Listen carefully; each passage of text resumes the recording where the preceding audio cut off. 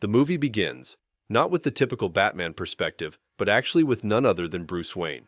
Bruce is attending some kind of private party or a gala, and his mere presence and aura is attracting the eyes of people surrounding him. Some are looking for an opportunity to strike the deal of a lifetime, while others just want to feast their eyes on the infamous millionaire playboy. The infamous playboy millionaire has never been one It's to... billionaire, Vicky.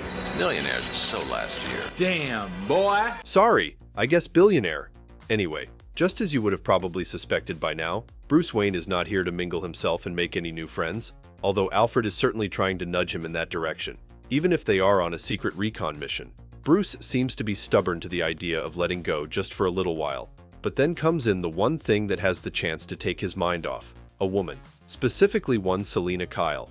But Bruce Wayne is always going to be Bruce Wayne, and instead of being genuinely surprised by her appearance here and greeting her, he starts theorizing and coming up with conspiracies in regards to her appearance at the gala. Alfred assures Bruce that Catwoman has not committed a crime in 16 whole months. What an upstanding citizen we have. Bruce, against his usual judgment, actually mingles with Selina and tries to catch up with her, before Alfred interrupts him to alert him about Bane kidnapping a child. Fuck them kids. Fuck the kids? Yeah. Selina, however, seems disappointed in the brief meeting with Bruce, but is soon messaged by an unknown person, and her lights suddenly shine with an unusual glimmer. I really hope she is not on any Winter Soldier bullshit right now. Batman goes to the place where Bane is holding the child, and easily overpowers the roided dumbass and his equally stupid goons. Although, during this whole altercation, someone was watching the fight from afar, and Batman comes to a conclusion only the world's greatest detectives will reach after assessing the situation. Bane is unusually stupid today. Well, no shit. The person watching from the shadows reveals themselves as Lady Shiva to Batman, and informs him about an intruder that used the Lazarus Pit and might be connected to the Bane case. Batman thanks Lady Shiva and immediately finds a leaf on the neck of a downed Bane. I wonder who that belongs to. And the plot thickens! Commissioner Gordon enters the scene and thanks Batman before notifying him that the ransom money they were going to send to Bane has suddenly disappeared, and of course it was the only person that would dare: Catwoman. Batman chases Catwoman like usual, running here, jumping there, flirting like there is no tomorrow, until someone from the shadows snipes one of Batman's wires, causing him to fall down and hit his head, and then the individual comes out of the shadows' embrace to strike fear and anxiety into all our hearts as he reveals himself to be a victim of plastic surgery.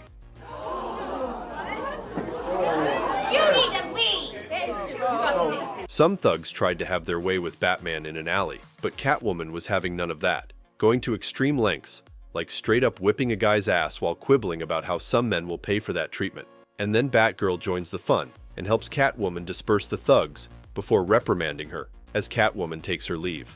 Catwoman then takes the money and goes to meet with Poison Ivy, who seems to be in control of the operation and the one person that instructed Selina to steal the money for her. Their conversation dips into a weird territory with subtle innuendos until Poison Ivy just goes ahead and kisses Selina. Sensually, by the way. Boy, that escalated quickly. But fear not, or perhaps fear a lot if you are a freak, because with the glimmer in Selina's eye, it appears that this kiss is just the way that Poison Ivy controls her victims. And now I can honestly hear so many of you wishing to be controlled. Oh, behave. Poison Ivy, however, does not mind herself with these matters as she starts counting and throwing around money celebrating, only to be interrupted by the man that seems to actually run this whole operation, the mysterious individual that hurt Batman in the beginning. He gives Ivy an offer she can't quite refuse. We cut to the Batcave with Alfred and the rest of the Bat family, gathering around an injured Bruce debating whether they should get him to a hospital or not. They settle on yes, and then bring him to his surgeon friend to treat his wounds, with Bruce going all sentimental after the operation. But no time for sentimentality as Batman readies himself to continue the mission and follow the leads, starting with going to Blackgate to interrogate a raging Bane, but not before a war of words with Amanda Waller about her Suicide Squad. Bane, however, has other plans and escapes Blackgate and heads straight to Poison Ivy's lair looking for his money, but he only finds Catwoman. Blinded by rage and thirsty for blood, Bane was content to kill Catwoman then and there before resuming his search for Ivy. But before he could do any substantial damage, Batman gives him an explosive backshot that sends Bane flying and moaning with pain. Bane tried to attack Batman, but he was quicker as he restricted Bane's movement with a net before shooting him with a load of sleeping darts and sending him home packing in a flight of shame. Catwoman tells Batman she wants to help him get Ivy, but Batman refuses her help until she entices him with information, and the only payment is a kiss. Seems like a pretty good deal. Hey, that's pretty good. Cut to Batman and Catwoman beating thugs in a bar, with one of the thugs confessing that Ivy is actually in Metropolis. We then see the Daily Planet with Lois Lane talking to Clark Kent about an interview she is having soon. Clark asks with who, and Bruce Wayne enters the scene revealing it is with him. He exchanges a few subtle words with Clark, and as he continues on with Lois Lane, we see a glimmer in Superman's eyes. Batman then gets the information he needs from Lex Luthor, while Catwoman and Poison Ivy are having a catfight. Soon enough, Batman joins the fray, and Ivy confirms everyone's suspicion when Superman blasts through Ivy's back door and fights by her side. Batman and Catwoman seemingly manage to run away at first, but Superman quickly catches up, and the only way to snap him back to reality is through endangering Lois Lane, which works, but Batman is not happy about it. Ivy quickly surrenders and reveals she was under the orders of the mysterious man that calls himself Hush. We then cut to Bruce Wayne going on a date with Selina, while Harley Quinn is being forced to work with Hush as he shows her a picture of Joker tied up. We cut back to Bruce Wayne's date, and Harley is holding up the opera and is trying to attack him. Selina disappears and comes back as Catwoman to help Bruce before he also disappears and comes back as Batman to help her in return. Harley is disgusted by the show of romance and flees like the clown she is.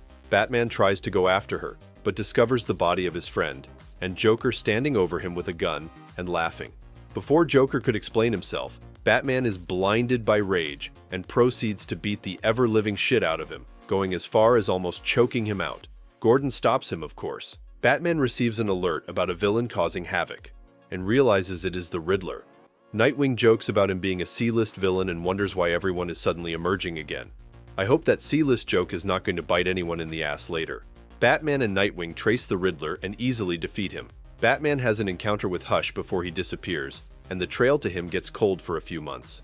A few months of Batman and Catwoman bonding over beating the shit out of villains and enjoying life together after revealing their secret identities to one another. The peace and happiness don't last long, however, as Batman gets a call from Gordon that has him interrogating the Riddler, while Catwoman and Nightwing investigate the grave of Bruce Wayne's friend that was recently robbed.